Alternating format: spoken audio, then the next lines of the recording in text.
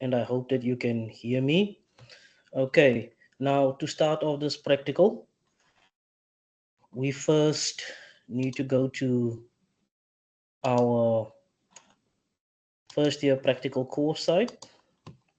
Okay, so I'm currently sharing my first year practicals course site.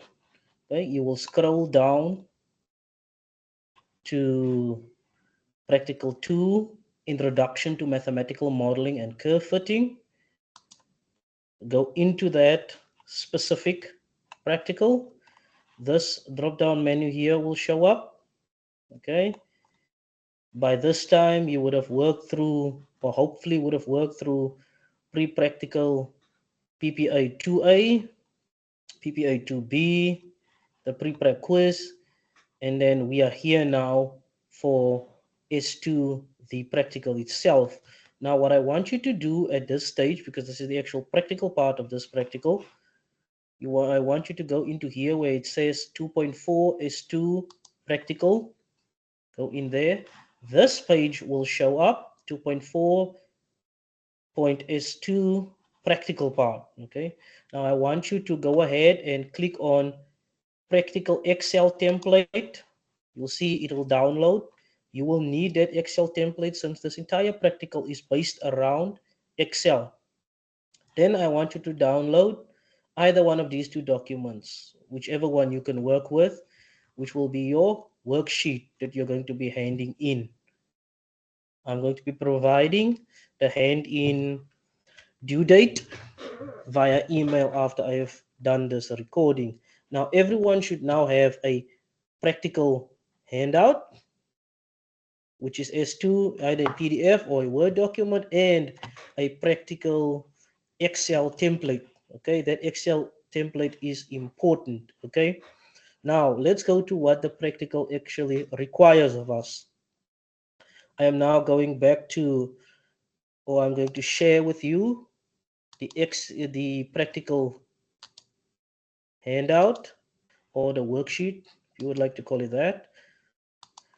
This is what's currently supposed to be showing on your screen. The Nelson Mandela University Department of Physics first year practical course, practical session 2, introduction to mathematical modeling and curve fitting workshop in brackets. Okay, now here you are going to be writing all three. You can have up to 4 students in your group, only 4 students up to maximum from 2 to 4. You cannot be one student, you must be up from 2 to 4 students in this practical group. Now if you fill, you don't forget, first thing you do, fill in everyone's names on the left hand corner, and then all of the student numbers on the right hand corner. And please, I beg of you, write down your names that you are registered at the university with. Please, I know a lot of you prefer your second names. It just makes it difficult for the dummies to put in your marks. So write down your actual name that you're registered with, your first name, then your surname, and then your student number. Okay, you will see that the mark is out of 60. Now the outcomes of this practical, I'm just going to tell you, it's to familiarize yourself with Excel and drawing graphs on Excel and doing regression analysis. Okay, we will find out what regression analysis is a bit later on. Now, instructions. In addition to submitting this document, you're going to be handing in this hard copy. Okay, you're going to be handing it in, and I will let you know the date and time you'll be handing it in. In submitting this document to the demonstrator, your group is also required to upload your Excel document onto Moodle at the end of the practical session. Now, please note, you need to upload that Excel document. Otherwise, this practical is null and void, because it means you have not done the practical if you have not uploaded your Excel document. Let me just check something here quickly. Here we go. Okay, things are still recording fine. Okay, let's go back here. Now, you are only to submit in your group, only one person submits a copy of the Excel, of the group's Excel spreadsheet. And please make sure everyone works in that Excel spreadsheet. Okay. Now, indicate which student's Moodle account was used to upload the file. Here, the student that uploads the file, besides your name being here, your name also needs to be here. This is only for the student that uploads the Excel document. Okay, you will write your name and surname here, and then your student number. If it's not written here, we will not go and look for your Excel spreadsheet. The group will just get the marks for whatever is written here. Okay, because the instructions say write your name and surname and then student number of the person who uploaded the Excel spreadsheet. Okay, now I will be going through this practical, and then unfortunately, since this is a online practical, if you do not understand something, you can email me, or if I have, email me via my email account, and I will try to answer as best I can, but I will be as uh, thorough as I possibly can so that everyone can do this. If you do not know, first ask your group mates or other members of your class, then try YouTube. If not, then you ask me. Unfortunately, usually I would be walking around and then instructing everyone on you on how to use the PCs and all of that. So, first of all, straight line relationships. Okay, let's go into the practical itself. We're done with page number 1. Now we're on to page number 2. It says straight line relationships. They tell you the following set of readings was obtained when a certain spring was attached by attaching different masses to it. Now that's not very important, the masses and the lengths of the springs. What we're interested is the actual data that it represents, or that is provided by this experiment. Okay, so here we have masses on the left hand side and lengths of the spring on the right hand side. Now the first thing they ask us, plot these data points. Okay, plot a graph to show the relationship between m, the mass, and l, the length, by inserting a scatter plot in Excel. Okay, a scatter plot in Excel. So let's go to this plot, and here everyone, because I'm going to be doing it with you, everyone should be getting full marks. Now you need to go first of all, write down, and I'm going to now share my Excel so that you can see what is happening in Excel. Before I actually start, I'm going to show you some stuff. Let me just switch to my Excel spreadsheet quickly. I have stopped sharing my worksheet. Now I've now moved to my Excel spreadsheet, and it should be this one. Let me just see. It's just been downloaded. So you use the Excel template, okay? Just open the Excel template. And I was busy testing my Excel here because it had problems last week. So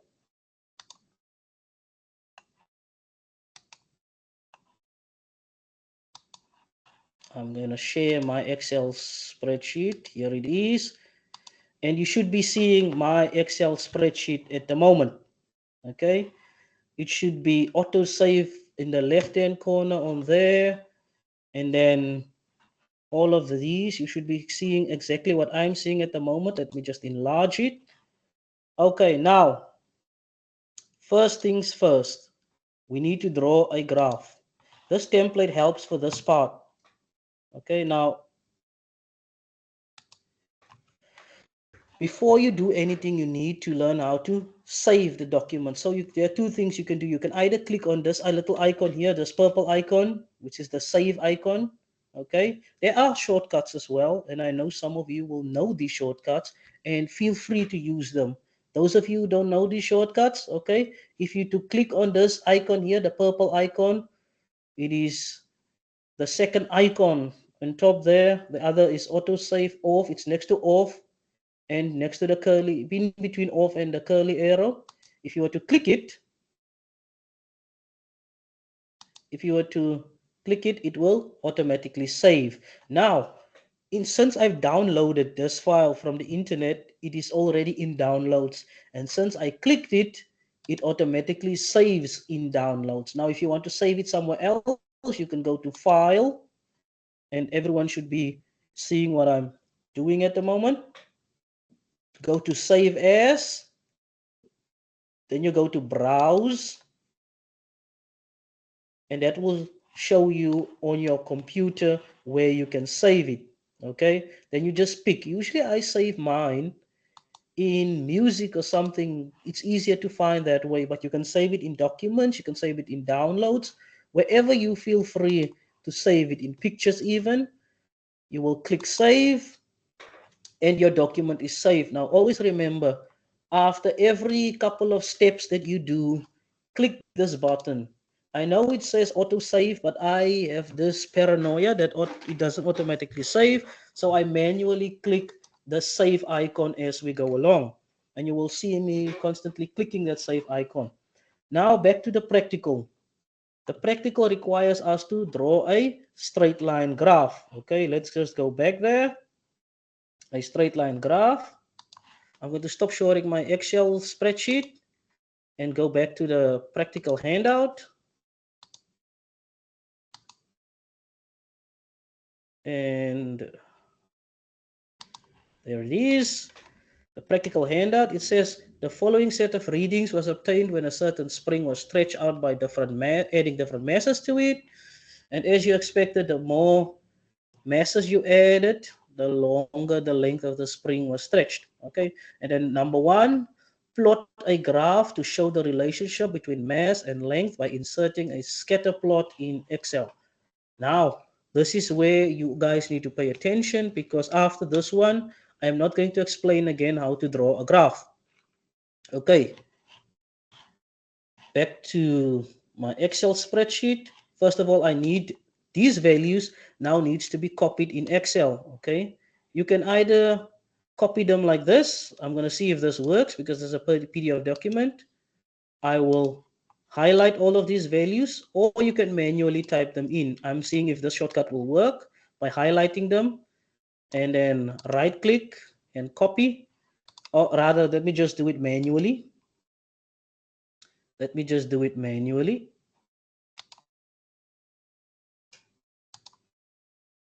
Let me just switch. Takes quite a bit. Now I've switched between these two screens.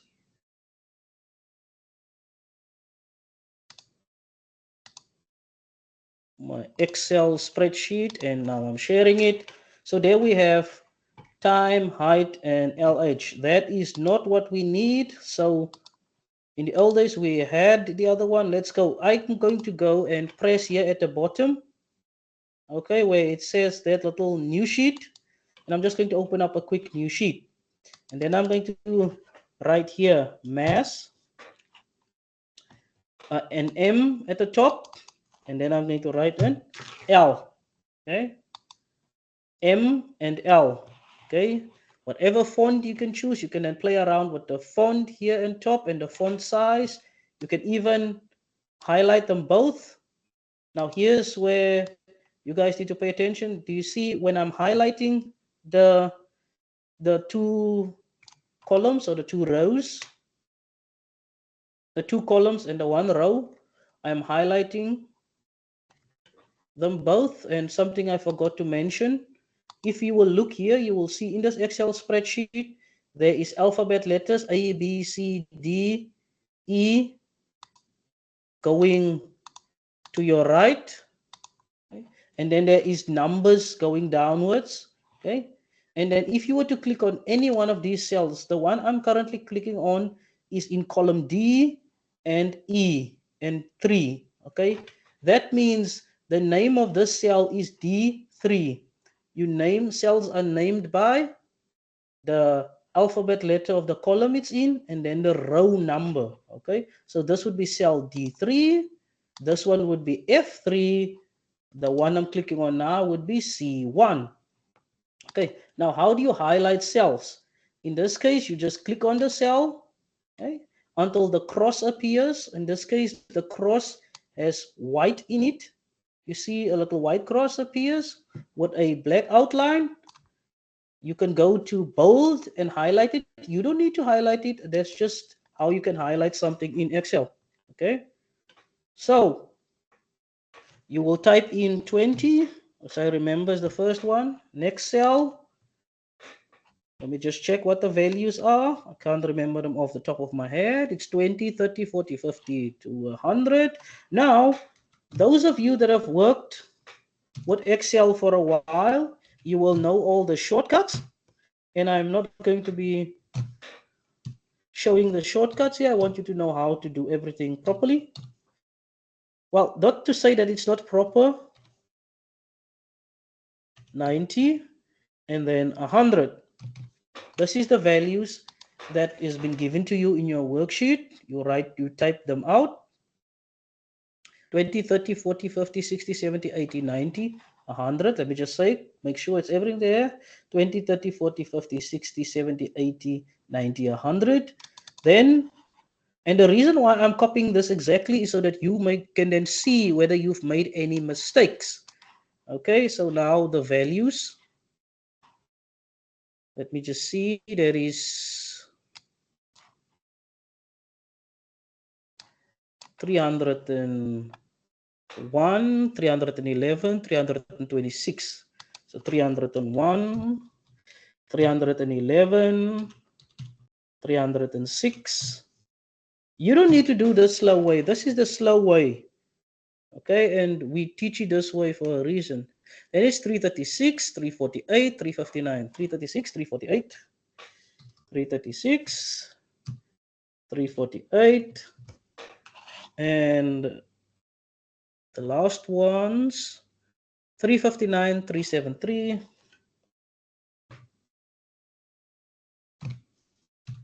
373. The last two should then be 383 and 396. 383 and 396. 395 I wrote there. 396. By the way, when you make a mistake, you click on the cell itself, you just go backspace, and then you write what you want to write, 396, and then you press enter. Okay, and that's your value. Now I want to draw this graph. They asked us to draw a straight line graph. And I highlight, like I told you earlier on how to highlight. I click on one of the cells until the white cross appears. I highlight everything. Everything is now highlighted. Now I go to insert because I want to draw a scatter plot graph. I go to insert, click on the word insert. You'll see the tab on top changes. I go to the piece that says charts, and just above the word charts, there is a little chart, a scatter plot chart, and a drop down menu. Click on it, you'll see various scatter plots. Okay, this is what we want. We want a scatter plot. I go for the one in here, the second one. Okay, not the first, not this. The first one would just be the dots. The second one would connect the dots. The third one would be without the dots. Okay, so I go for the second one. Okay, and there is my values. Let me just check the third value. Did I write that down correctly for number 40? 40 is 326. Did I write 326? Nope, I wrote 3. See here, just watch this. I wrote 306. It should be 326. If I were to change this value here to 326, look at the graph. It automatically straightens up. That's the wonderful thing about Excel. You never have to draw with graph paper again. Now, you have now drawn this graph, okay, with all of these measurements. You'll see if you were to click on point number 1, let's leave that for now. On point number 1, it's on 20, and you know that it is supposed to be 301, and it's very close to 300, okay? So it's 301, and then that one is 311, and so on at 30. So you have your graph drawn now. Now, a graph is nothing without access titles, and a chart title. Okay, now let's put in access titles. Now, I know a lot of you will just press on here, on this plus sign here where it says chart elements. Okay, and you have everything, but I prefer this one here. I will click on the graph until it's highlighted. You will see this label appear here, which says chart design, this tab that says chart design. Okay, once you have chart design, you go to the left where it says add chart element. Go to the second one, which says access titles. You click on primary horizontal. You go to chart elements again. You'll click on primary vertical, and you'll see the word access titles have appeared. Now, in this practical, if you write down an access title without a unit, it is you lose marks because you get marks for the units. And remember, what was the independent variable? The m was the mass. So you will write mass, and then in brackets, the mass was in grams, if I remember correctly. You just need to make sure. Let me just check myself. Mass was in grams, and the length was in millimeters. And then here we have, you click on the word access title, delete the word access title, write there length, and then in brackets, in millimeters. And there we have two access titles. Okay, so we have mass in grams at the bottom, and then vertically we have the length in millimeters. Now, one more thing is missing from this title, this just graph, and it is the title. Now, a lot of people will write down a long paragraph explaining what is happening. This is just what I prefer is just a mass versus length. This is just mass versus length. And that's it. Keep your graphs short, sweet, and the graph title, I mean, short, sweet. Don't write a long sentence saying this is the mass in grams and accompanying change in length in millimeters as we added mass. No, just say it's mass versus length graph.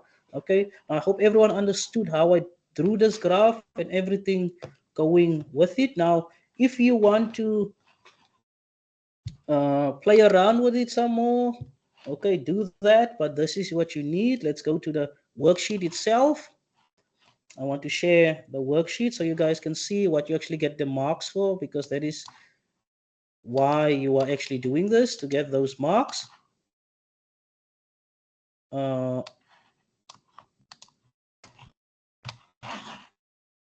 Takes me about a second because I have quite a lot of tabs open. I'm stopping sharing that one, and I'm going to share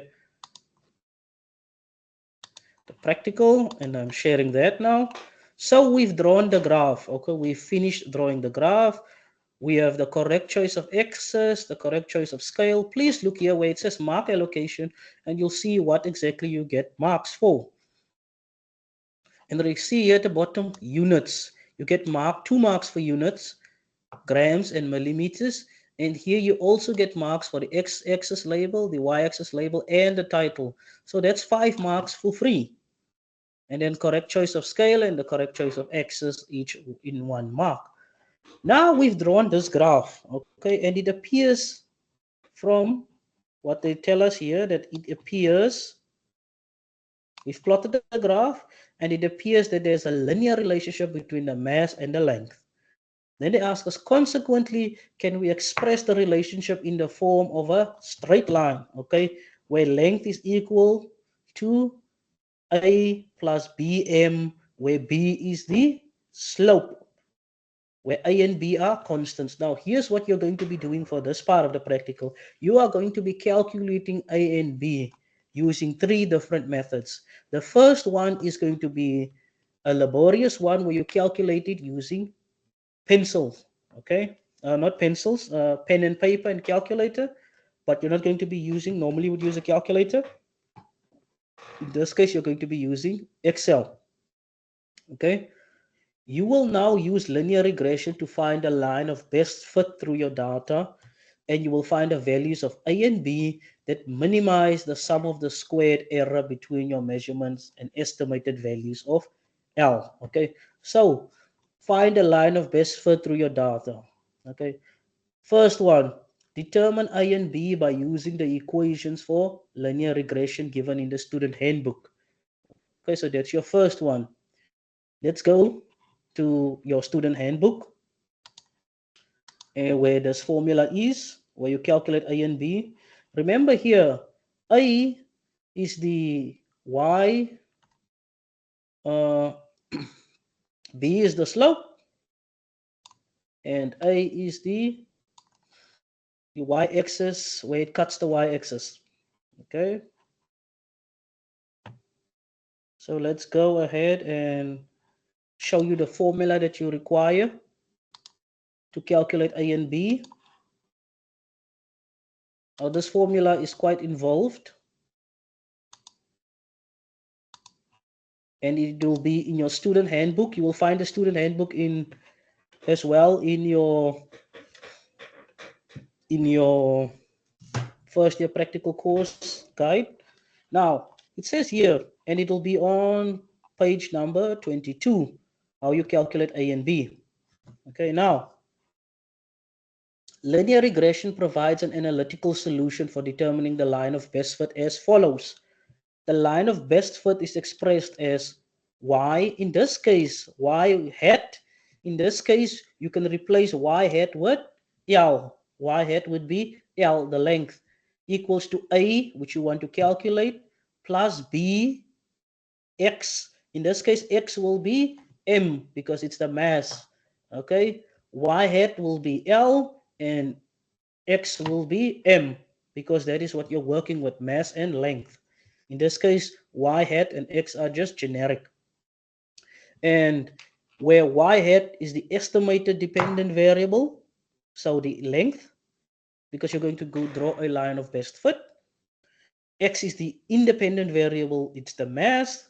A is the y-intercept, that's the word I was looking for earlier. A is the y-intercept, and B is the slope. So first of all, you need to actually calculate B, the slope, before you can calculate the y-intercept. Okay, and how do you calculate B? How do you calculate B? Okay, what you do is you take n, the number of values that you have. In this case, we can go and check how many values there are. And I believe that there are 1, 2, 3, 4, 5, 6, 7, 8, 9 values. Okay, it goes from 20 to 100, so there's 9 separate values. The number of values you have is n, and then multiplied. Please note, this is very important, and I'm only going to explain one. It's n multiplied by the sum of x times y. Okay, so n multiplied by the sum of x times y minus the sum of just x multiplied by the sum of just y over, and that is on the numerator. And now the denominator is n multiplied by the sum of x values squared minus the sum of x values, and that whole sum is squared. Please take note of this denominator here, that the first one says n, which is going to be 9, multiplied by the sum of x squared, and I'm going to tell you now, that's the sum of x squared. So you're going to have a column, you're going to add up all the x squared values, and then you're going to sum them, and then you're going to sum up all the x values and then square it. Okay, please note that distinction. The first one is the sum of all the x squared values, while the second one is just the sum of the x values squared. Please note, in this case, where you see x's and y's, you can replace them with L and M. Okay, so n would be 9 in this formula. Let's say we want to calculate B. M would be 9. Look at the formula there. Let me just try to enlarge it quickly. So n would be 9, X is equal to M, while Y is equal to L. So it would be, so this formula in essence for your specific case would read N, and you need to write down this formula, by the way, because you get marks for writing down the formula, the whole process. If you don't have and you won't have space, you can just write the answers for A and B in that space in the worksheet provided. But at the back side of your worksheet, you need to give me the workout. How do you calculate this stuff? How you plugged it into the formula. I will show you now how you get all of these sums. I will show you exactly how you get these sums. But you need to take into account that X in our case will be equal to M, while Y would be equal to L. So you can replace everywhere where you see X, you can replace it with M, and everywhere you see Y, you can replace it with L in the formula. So in actual fact, it will then be N multiplied by the sum of, or the sum of M times L. Okay, so you will take all the M values, multiply them with all the L values, and then find their sum minus the sum of just the X values. So you will just add up all the X values, the M values, because X is equal to M. And then you will also multiply that sum with the sum of all the Y values, or in this case, the sum of all the L values, over N, which we've already established is 9, the sum of all the X values squared. So you will take each X value, all those M values, 20, 30, 40, you will take each one of them, you will square them, and you will sum them up, minus the sum of all the X values. In this case, you will take this sum of all the X values, which in our case will be sum of all M values. You will add all of the M values up, and then you will square the final answer and subtract it from the first part. That's how you will get B. And then how do you get A? Okay, you get A by, I tend to always skip the front part of this formula, but in essence, it is basically you 1 over 9, which is N in this case, and the sum of all the Y values minus your B value that you just calculated, divided by 9 as well, and then the sum of all the X values, and that will give you your A value. In short form, you just find me the average of the Y values minus B, which you just calculated, minus the average of all the X values, and that is how you will get your A value, your Y-intercept. Now you need, in your group workout, if you didn't understand anything I said, please read this formula again and try to understand and know that X, this formula is quite easy, and I know I'm over explaining here. X will be equal to M and Y would be equal to L, and then you use the formula as is. It should not be hard for a first year physics student to understand this formula. Then once you're done that, you can calculate, and I need you to write down the formulas and the calculation, the entire calculation of calculating B and A. You need to write on the back side, and then you can write, let me just switch now. Once you've done that, calculated A and B on the back side of your paper, you can then write the answers for A and B in here. Okay, for A and B, you can write it in here. Now, where do you get all of those sums? I'm going to show you how you get all of those sums. Okay, go to your Excel templates first of all, because that formula requires the sum of X, the sum of Y, the sum of X squared. That is easy to calculate. You're not going to be using a calculator, you're going to be using Excel, and I'm going to be sharing that now. How you actually do that? I show my Excel. Where is it now? Did I accidentally close my Excel? Okay, yep, it's closed. I've minimized it. It doesn't pick it up. No, I don't. There we go. It's back. So I'm sharing my Excel spreadsheet. We've already drawn this graph. Let's go here. Do you see this graph here? Okay, you should see this graph on your Excel template that you've downloaded. Now here, do you see here the sum? These are the values you're going to be working with, these sums here. Okay, those are the values you will be working with. Okay, so first of all the M values you're going to be writing down again: 20, 30, 40, 50, and I'm just going to do the first one: 60, 70, 80, 90, and 100. So there you have all of the X values, okay, in for your formula. Now, how do you get the sum? Okay, in our case, you would go to formulas. Okay, you go to formulas. On the top tab there, it would say formulas. Then you go to auto sum. You click here right below 100, the empty column right below 100. You go to auto sum, and then click the first one which says sum. The words there, the word there is going to appear. It's going to be equal sum open bracket B2 to B10. That's going to appear. Press enter, and if you were to check it on your calculator, you'd see if you were to add up 20 up to 100, you will get 540.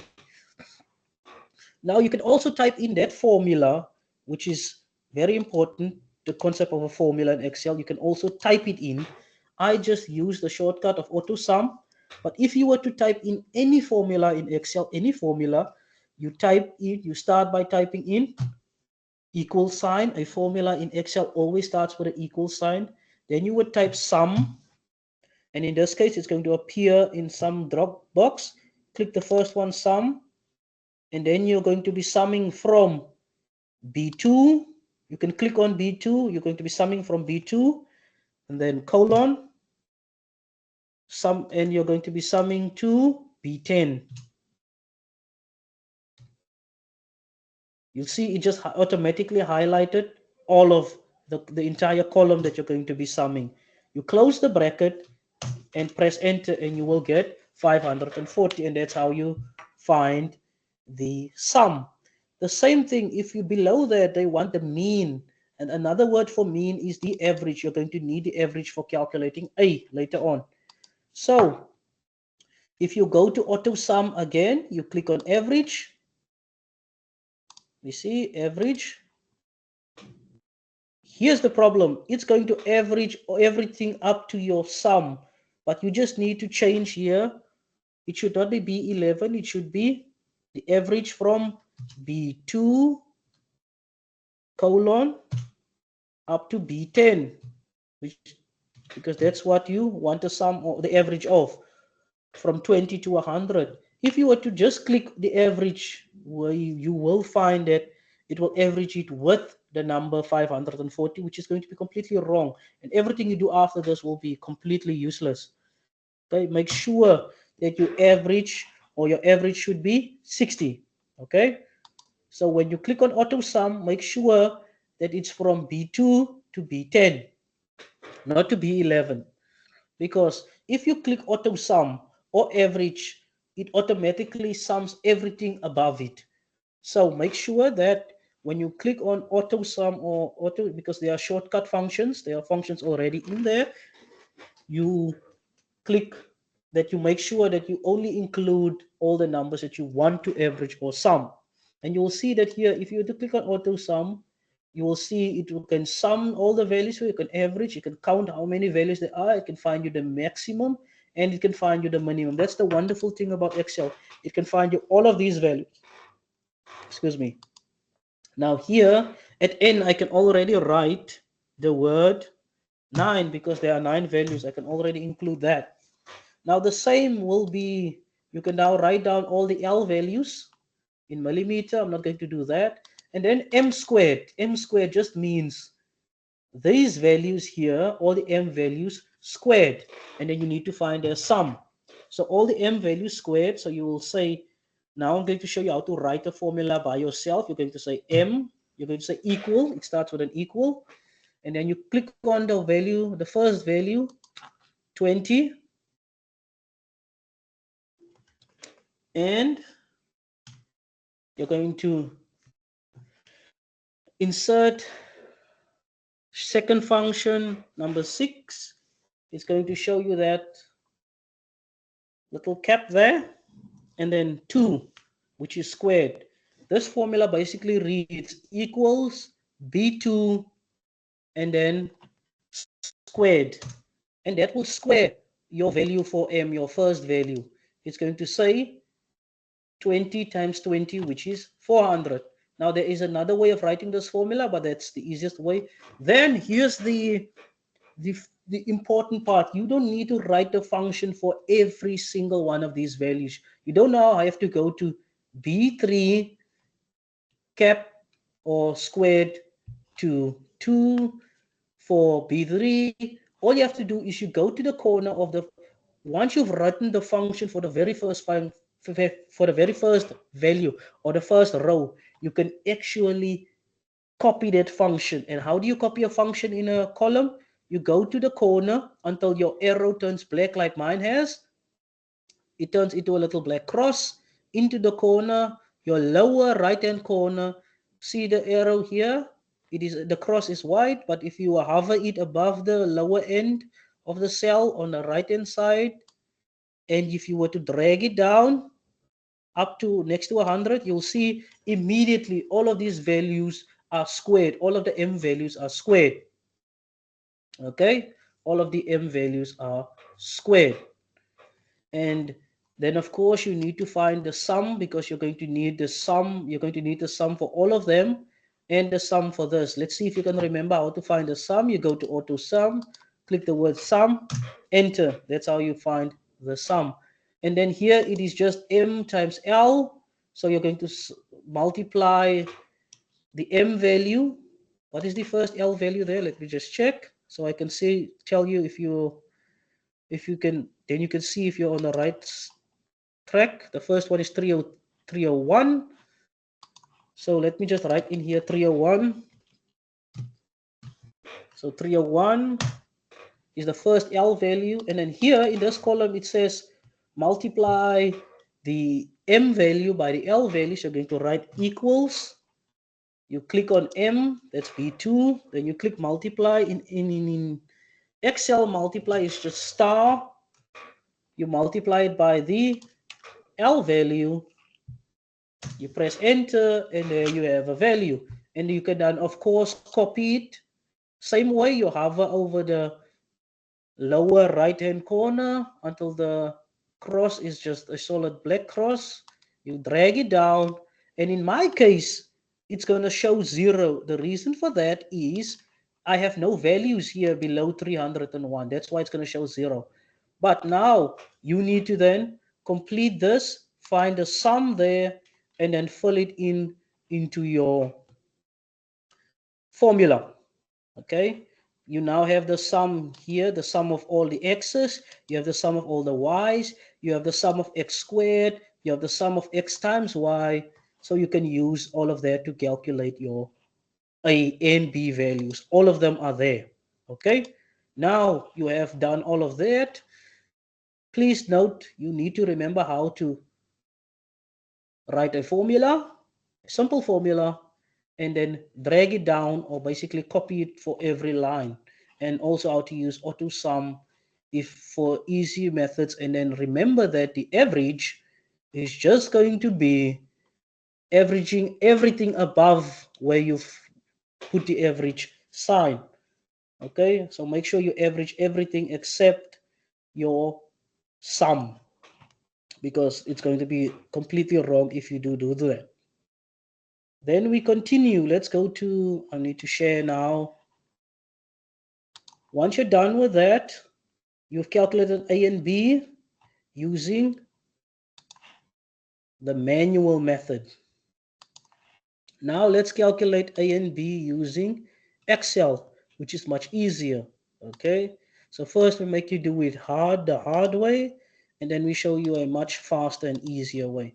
So here is, everyone should get 6 marks here because I've shown you everything you need to do. Now in Excel, they tell you fit a linear trend line to your scatter plot. display the equation and r squared value on the chart. Okay, so you're going to A and B. Okay, so now you're going to be, for 2 marks, you're going to be displaying that, and then using that equation, you're going to write down A and B. So let's go to, so here, once you've calculated on the back side of this paper, you've calculated A, you've calculated B, you write the answers here, but you write the calculations at the back.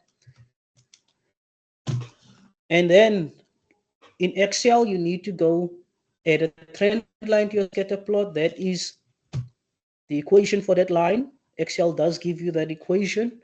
And in that equation, you can read off the y-intercept and the slope. So let's go to Excel. Let me share the Excel sheet. Stop sharing that. Go to Excel.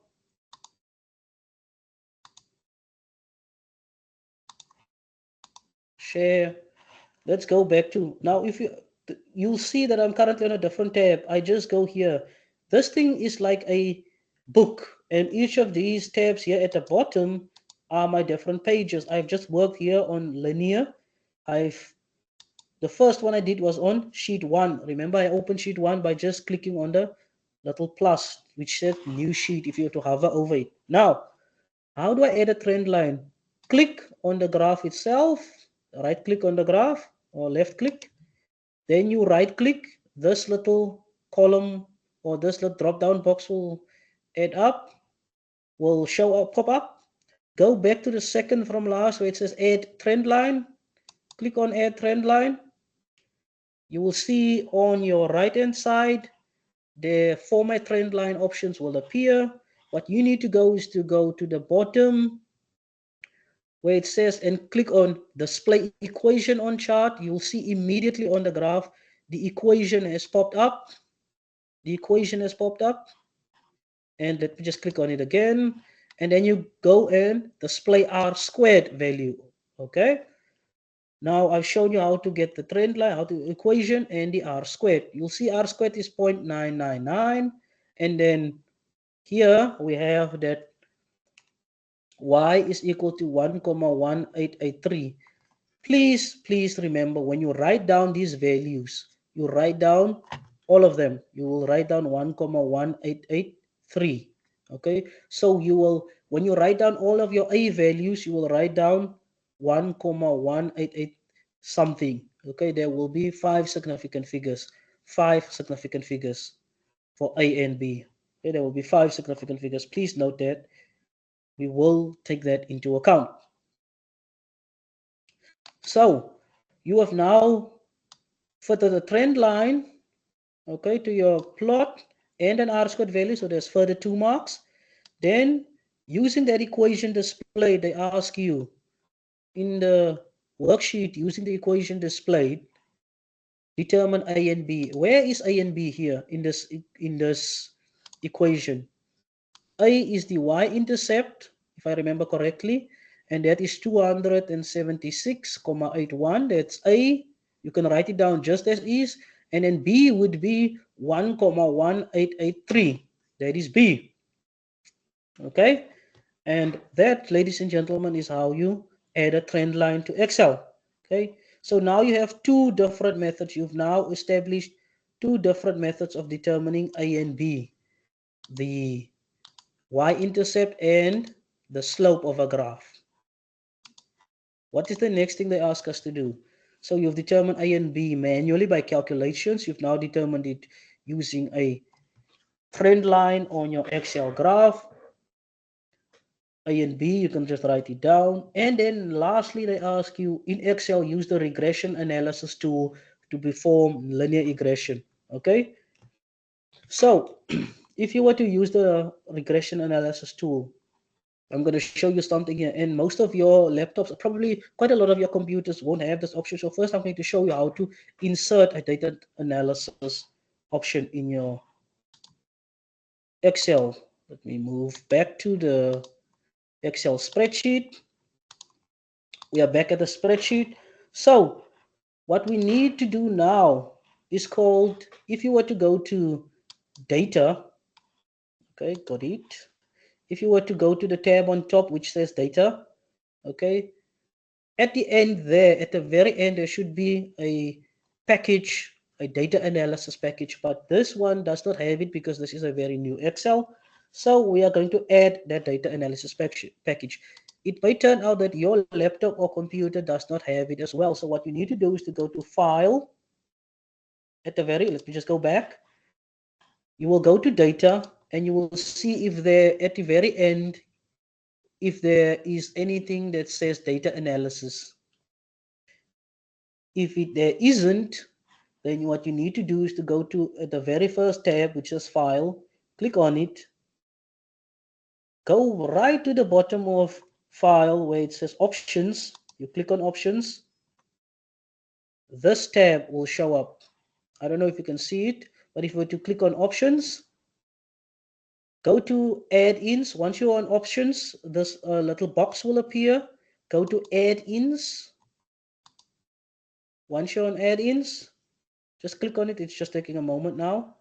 And then the very first thing that's highlighted is called the Analysis Tool Pack. The first one, not the VBA, just the Analysis Tool Pack, sorry, not Tool Pack. Click on it or highlight it, just click on it, and then just go to the word at the bottom which says Go. Once you've pressed Go, this smaller box will show up which says Analysis Tool Pack, and click on that one as well. And then OK. And you will see immediately, if you were to now look at my Excel, you will see there data analysis have shown up. The word data analysis have shown up. Okay, the word data analysis have shown up. Now remember, you go to File, then you go down to Options. Once you've clicked Options, a box should appear. Once you've had the box, you go to Add-ins, second from the bottom. Go to Analysis Tool Pack, not the VBA one, the first one, Analysis Tool Pack, and click Go. Once you've clicked Go, a smaller box will pop up, and you just select Analysis Tool Pack in the block, and then click OK, and it will appear there, Data Analysis. It will appear under the Data tab. Data Analysis will appear. Now, once you have this Data Analysis tool, what I want you to do is to go to data analysis, click on it. It will most likely be on what is known as moving average. I don't want you to be there. Go, it is alphabetical order, so you will go to the word regression, highlight it, click OK, and then this little box will show up. Now, I don't know if you can see this, but I think so. I've done it in the past and people have seen it. So where it says input Y range, you just need to highlight the Y range, which is 301 to 396. Then you click on the next one, input X range, you highlight from 20. You can see me highlighting to 100. I've highlighted all of that, the Y range and the X range. You can actually type it. If you can see my screen, you can type it in. It's 1. Okay, I'm not going to read that. Click OK, and you'll see a new page will appear. It will be sheet 2. Okay, sheet 2 will appear. Okay, and you can see my sheet 2 now. Here, when you are interested in this column here where it says number 17 and 18, where it says y-intercept and x variable. If you look at this column here, you can see immediately this is your y-intercept value. Now you need to only write it to 5 significant figures. Same goes for your slope. Okay, so this would be your a value, if I'm correct, and this is your b value, your slope. This is your y-intercept and your slope. 5 significant figures, so it will be 276,81, 1,1883. And you write down those values in your worksheet. And you will see these values here. Let me just show you these values here, 276,81 and 1. Those values are exactly the same as the ones you got from your formula, which is what we expected because we are still working with the same set of data. So now you've determined A and B in various methods. Everyone should get then 21 marks here, full marks. And then let me stop sharing. I think I'm still sharing my Excel spreadsheet. I need to stop sharing.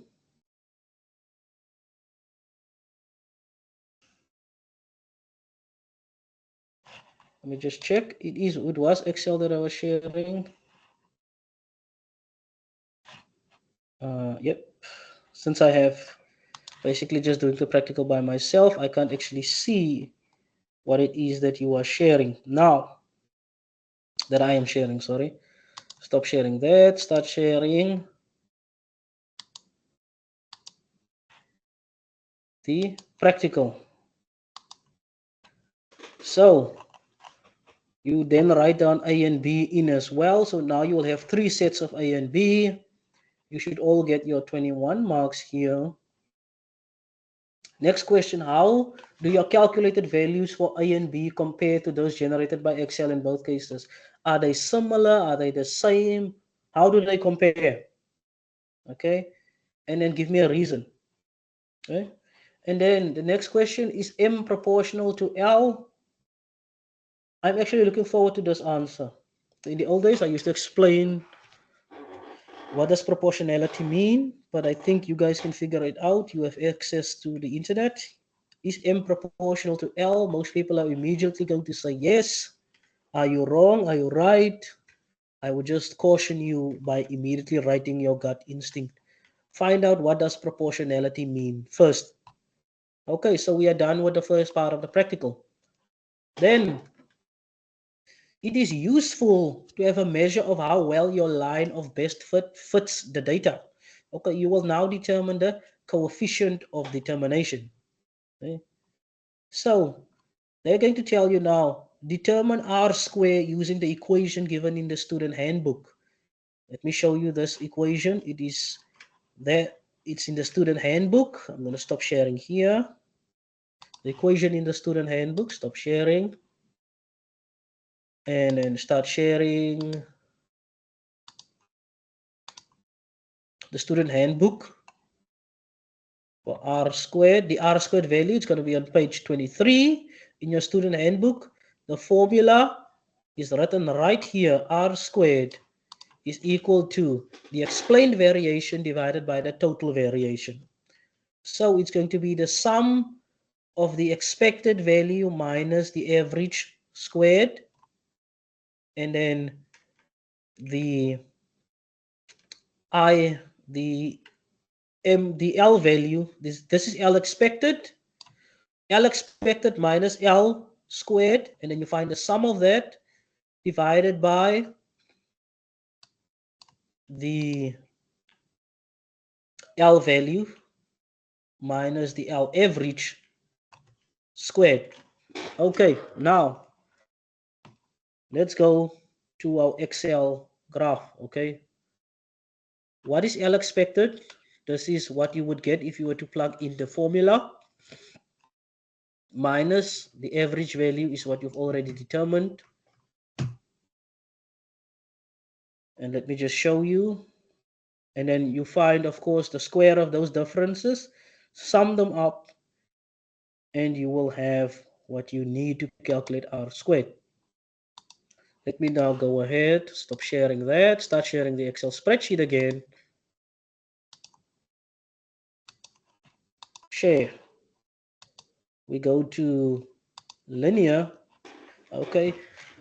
L expected, ladies and gentlemen, is going to be, this is the formula going to be used for L expected. That's the value L hat. Okay. It's going to be, let me just write down, I need to write down B and A first for this. I need to write down B and A first. Let me see, what is B?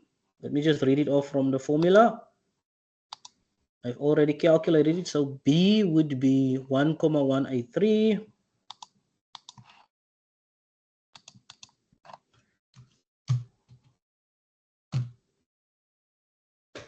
Okay, go back.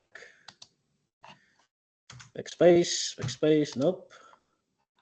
I just need to write down B first. 1,183 883. Okay, so that's B. Then A would be, if I'm not mistaken, I hope I haven't swapped these two around. What would B be? Okay, there is B. A is then equal to, oh, where am I going? A would then be equal to 276.81. 276.81. 276.81, and that would be A. So now I have these two values.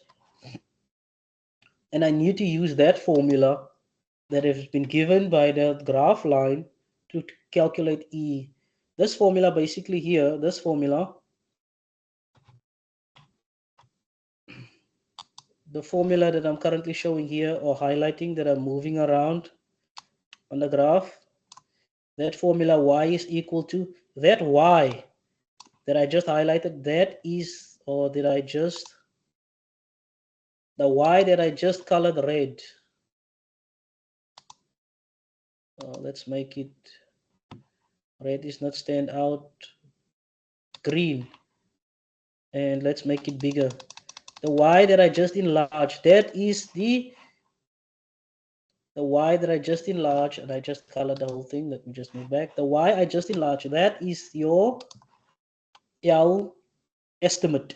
L estimate, okay? So you're going to use the formula that has been given, that formula there, and you're going to calculate me the estimate for me.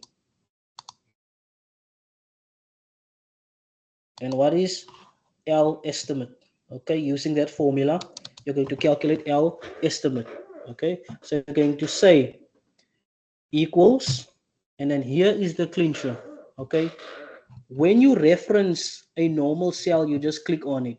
Okay, but when you reference a constant, you do what is called absolute referencing. In our case, we're going to absolute reference B and A. So you're going to say second function $sign B, and then second function $sign, second function $sign, and that is 14. You will see it will immediately highlight the B value for that function. Okay, that just means I just put in that constant there, that 1,1883, that is the constant I just highlighted, and we need to multiply that constant. And in this case, when we multiply, we write down shift star. Okay, when multiplying, we press star. And what do we multiply that function with? We multiply it with x, in this case, which is m. Okay, and then we are not done because it is 1,1883 x plus 27. So we need to add the y-intercept, which is in this case another constant 276.81. So you're going to say $sign B $sign 15. That is what we call absolute referencing. Okay, when you reference a constant that has been written down, you reference it using $sign times the column that it's in, $sign the row that it's in. Okay, and it is 300. Look at this, that formula, this is the value that we actually have, 301. The actual L value is 301. The estimated L value is 300,576. Okay, that is the estimate. Now you drag it down like I showed you how to drag down a formula. These values should show up. You find me the sum. Okay, so you go to insert, not insert, formulas, auto sum, you sum it, enter. Now you have that value 3132. Okay, now you have the estimate. Now here's the fun part, this I leave up to you. You now have to take this estimate value here, take the estimate value, subtract the L average, which is in this case it's going to be here. L average will be here, the value here, you need to subtract it, and then square it. So your formula is going to look like this. It's going to be equal, open a bracket, L average, L estimate, minus minus your L average, which in this case is going to be somewhere here. And you need to absolute reference this one because it's going to be a constant. So it's going to be $sign C, $sign, what is it? $sign C, $sign 11. It's going to be a constant. And then you need to square that whole thing. And it will give you an answer. Now, I am not going to get an answer because I have no value there. Okay? I don't know what value it picked, but there is nothing there to pick. That absolute reference, and you square it. You're going to get an answer, drag it down, and find me a sum. Okay? Then you need to, again, do the same thing, but in this case, you are not going to subtract the estimate. You're going to say the L value equals, open up a bracket. Remember, I cannot give you the entire practical. You need to do this part on your own. You're going to say L, which is C2 minus, for this case, and then you subtract the average, which is also this block here. You can absolute reference it. It's going to be the average. Sorry, it's not going to be this block here. It's going to be the block below it. The average is in the column of mean. It's going to be next to 60. So here, sorry, let me just rewrite this. This formula here, it's not going to be 11. It will be 12. Okay. The absolute reference will be for 12, the average, not the sum. Okay, it's going to be 12. Apologies for that. The same thing here. You're going to do the same absolute reference, so it's going to be equal. Open up the brackets. The L value, C2 minus $sign C, $sign 12. And then you square that, and you will have your values. And once you have these two values here at the bottom, these two sums, okay, let me just say square that. Once you have these two sums, let's say these two values here, okay, this is, let's say this, the value that you get here, the sum you get here is, let's say it is 500. Okay, let's say this one is 500. Okay, and the other one is it going, let me just check here in the formula. The other one will be,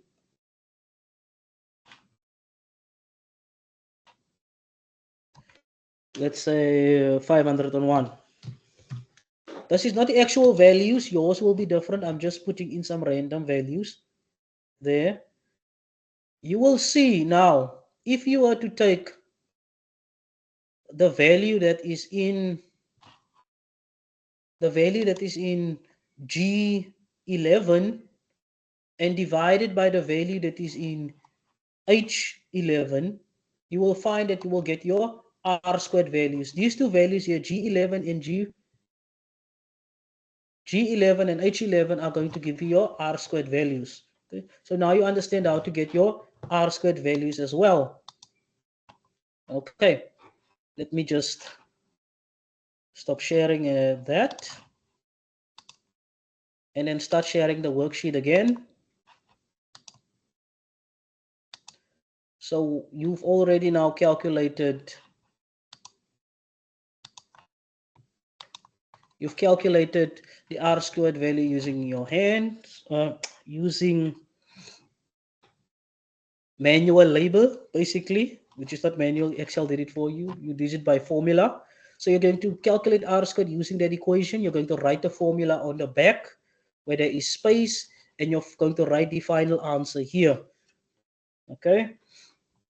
Then you need to write down, the question is, how does your R squared value compare to those generated by Excel, Trendline, and the regression analysis tool? So you're going to write down R squared value calculated is equal to that, 0.99 something, up to three significant figures. And then the next one, the one generated by Excel, is going to be the one on your trend line. Remember the one on your trend line? And then the one by the regression analysis tool, let me just show you where you'll find the other two. You'll write R calculator, then you're going to write R Excel, and then you will write R regression analysis. Let me just show you. Our calculator is going to be on your page.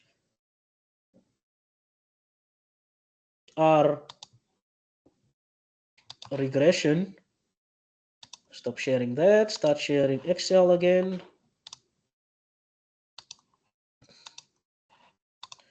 Our trend line is going to be here. It's this value here, R squared value 0.999, and R for regression is going to be here where it says R squared in 5.999. Okay, so now you have all the R squared values. You write them down, all three of them, and make sure you note R squared. This is R for calculator, this is R squared calculator, this is R squared for regression, and this is R squared from Excel trend line. And then you need to tell what is the meaning of the R squared value. That one you must do on your own.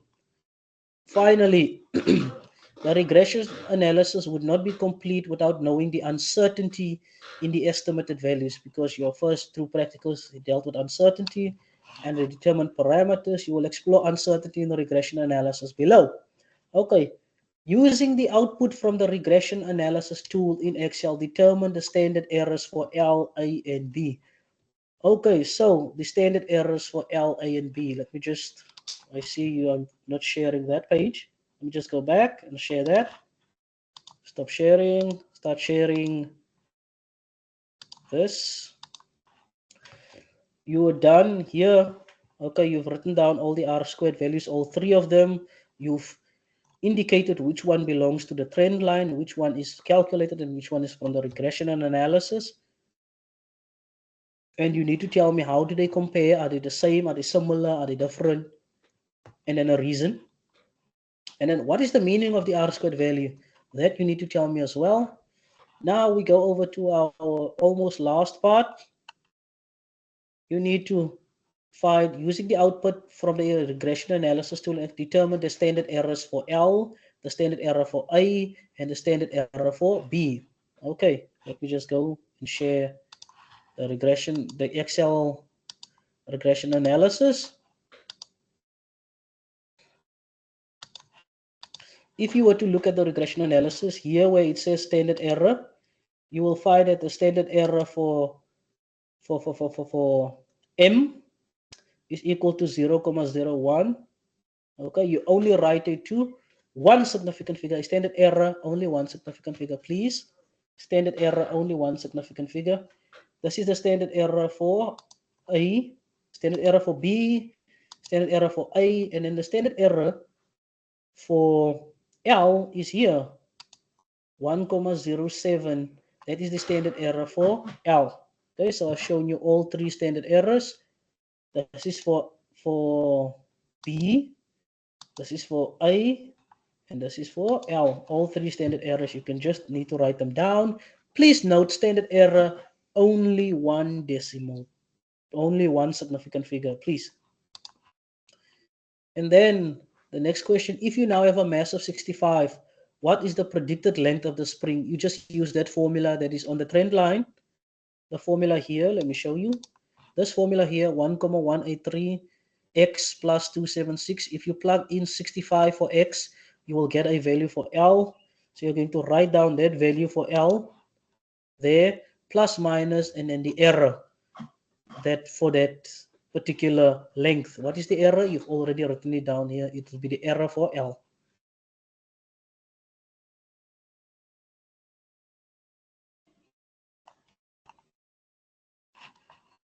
Next thing you need to know, let me just make sure, linearization. It's the last topic and probably the easiest one for this practical. Stop sharing, start sharing. Let's do linearization. And then here we have another set of data. So immediately after beer has been poured into a measuring cylinder, the thickness of the foam layer on top starts to decrease with time.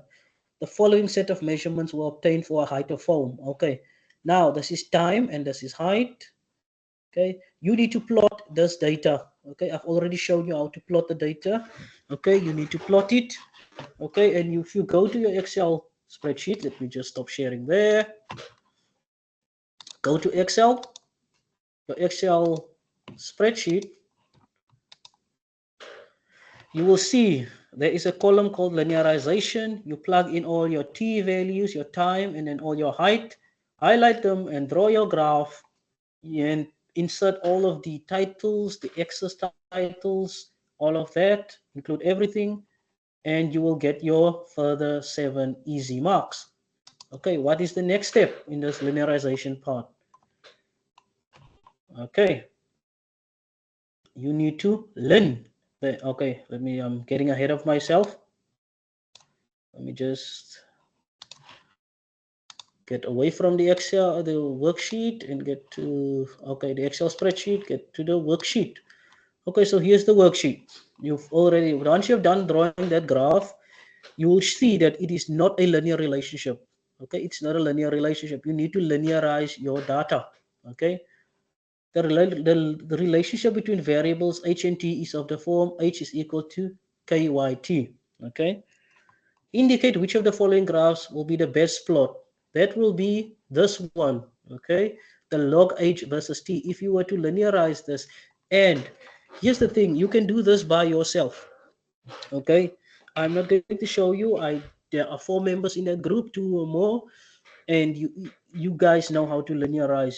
Okay, you put len on both sides, and then you follow the laws of logarithms until you finally get a formula showing you the len of those plots. Okay, let me just, I have left students in the past to deal with that himself, and it has become disastrous. Okay, let me just see if I can plug in my tablet and show you how you would linearize that graph. Okay, so here in this column here, you need to select which one of these graphs you would draw to linearize it. Let me just try to switch on this tablet and at least show you how to draw or to linearize something, or give you a hint. Let me just delete all of that. I will be with you. I was not planning on showing you this, but I'm in fear that quite a lot of you are going to be doing something that I don't want. Okay, you're going to be doing something very messy. So let's go to, there are 4 columns there. Let's see. Let me first show you what they want. Okay, this formula here, the formula that they give you here, this h is equal to k e to the power of lambda t. That formula describes the graph that you just drew. Okay, but we don't want a graph, we want a linear graph. Okay, so how do we linearize something? Okay, you need to pick which of the following graphs will be the best to plot. Okay, the answer will be log h versus t, so you can already make a correct mark for log h versus t. I'll give you that free mark. Log h versus t, you can either make a cross or a, what do you call it, a correct sign, a little Nike sign there in the right hand, in the right hand block, the top one, right top block.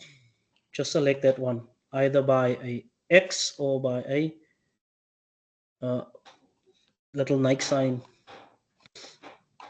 or a correct mark. Okay, now here's the thing. How do I get to that point? Okay, let me share my screen with you now again.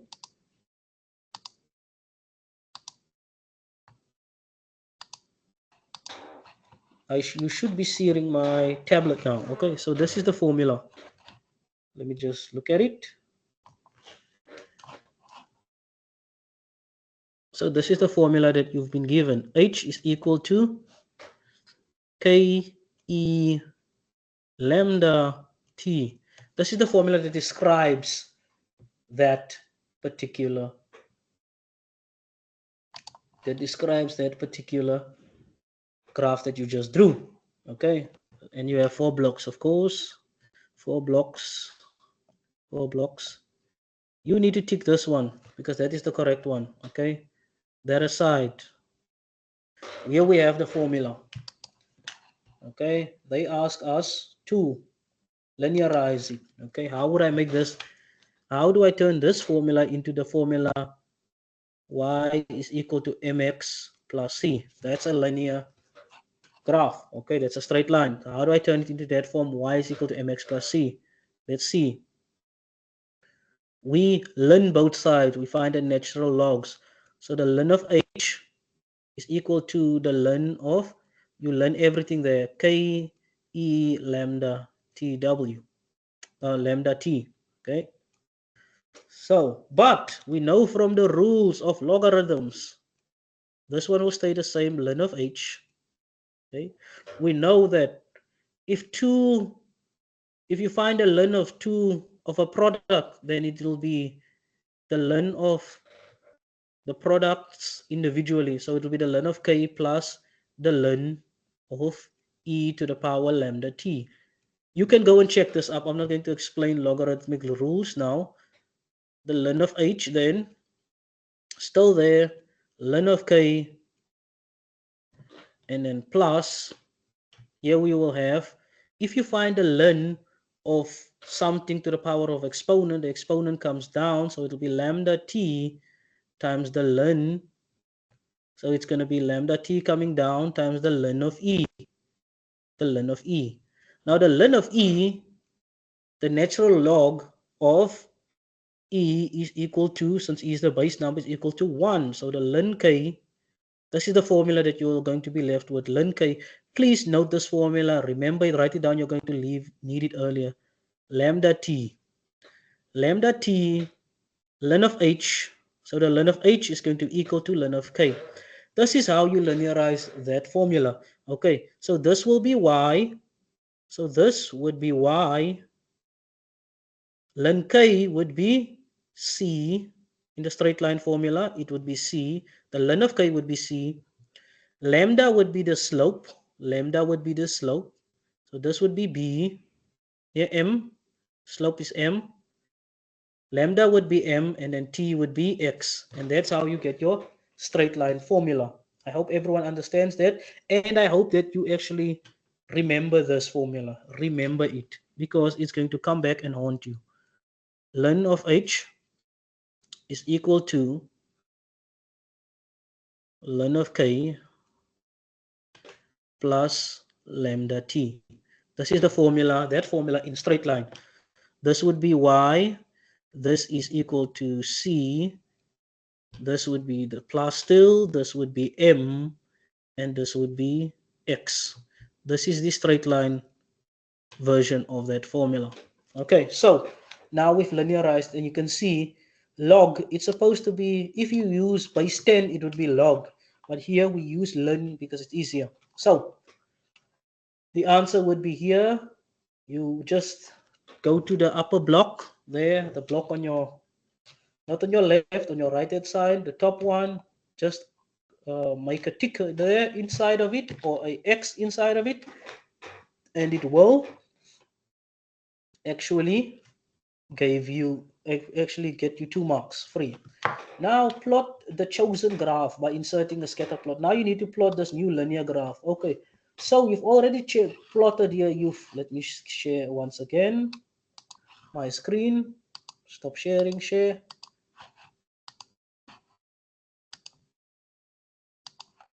So you've already plotted the original graph, okay, the exponential graph. Okay.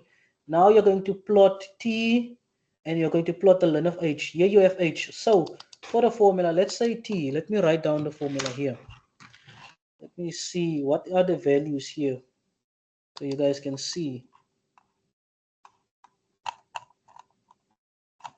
The values for t is, the first t value is,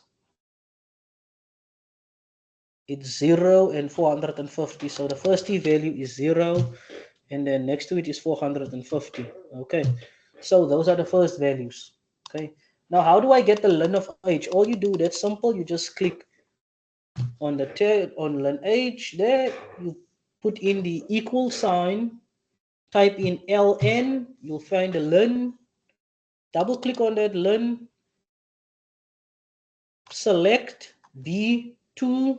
B2 is the one you want to find the len of, close the bracket, so it will be equal to ln b2, and you'll find the len of that value. And there you have the len of all those values. In my case, I could only get the first one because I only wrote the first value down. Okay? Then they ask you, once you've done that, you need to now draw another graph. Okay, you need to draw the graph. And this one I'm going to leave up to you. I'm going to leave up to you because all of the while I have shown you how to draw when the graphs or the columns are next to each other. How do you highlight two separate columns? It is quite easy. Okay, let me just first go to the handout. It says here, plot the new graph, this len graph. So you're going to plot t versus len h. That's what you're going to plot, t versus len h. Okay. Plot the chosen graph by inserting a scatter plot of your linearized data. Okay, so you're going to plot t versus len h. Okay. And a hint, the way you would highlight that those two columns, separate columns, when you highlight separate columns, share, is you would first highlight the original column,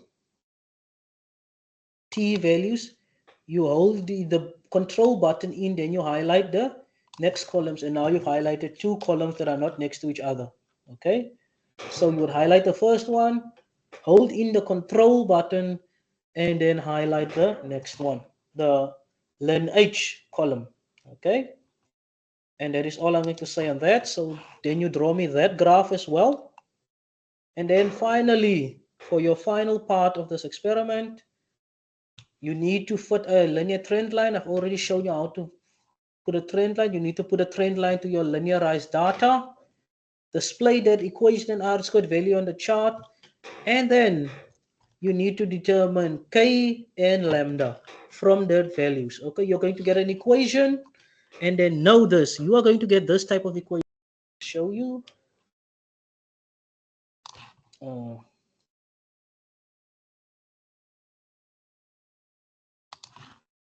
Stop sharing. Share this window. You are going to get this type of equation. This one here at the bottom is the one that Excel is going to give you for that linearized graph. Now what I want you to do is to calculate len k, and then they also want you to calculate lambda. Lambda is easy, it's just going to be the slope, but k, len of k is equal to the y-intercept. It's going to be equal to the c from your formula. So how do you get rid of len k? You just e to the len of k is equal to e to the c, and e to the len is just equal to k. So k, therefore k will be equal to e to the what? That is what you need to work out. I've shown you that c is equal to len k. So if you want to get rid of len, you say e to the len of k. This leaves you just with k, e to the c. The math you need to figure out further. Okay, there's not much to figure out further, but I leave that up to in your capable hands to calculate lambda and both lambda and k. And then in Excel, finally fit an exponential trend line to your scatter plot of h as a function of t. Now the first graph you drew, okay, the first one you plotted, there will be two graphs here, one that is exponential and one that is linearized. Okay, the first graph you want, the one you saw was not uh, exponential. Okay, you need to go to a trend line, and you will see that pop out. Let me just go to this graph to show you. If you were to press, now this is not the graph you're going to be using. If you were to say format trend line, this would show up, and if you look here, you will see that it's currently on linear. You need to move it to exponential, and you will see move it to exponential, and then display the equation and the r squared value on the chart, and you write that down. Okay, so that is what you need to do. Okay, let me just stop sharing that. Last one I need to share. This is the practical basically. It is done. Let me just remind you of the last step we need. So you are going to put a trend line, which I've already shown you how to put a trend line, the equation and the R squared value on your data, your linearized data now. You're going to use that equation from the trend line to calculate K and lambda. And then in Excel, you're going to put an exponential trend line. And I've just shown you how to do that. You just go to add trend line to your first one.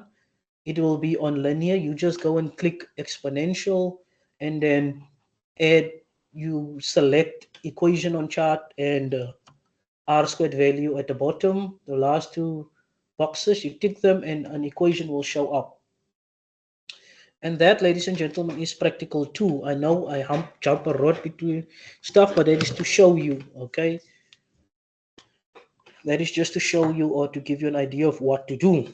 Okay, now I'm going to stop sharing now, and I will let you know about the actual due dates and such.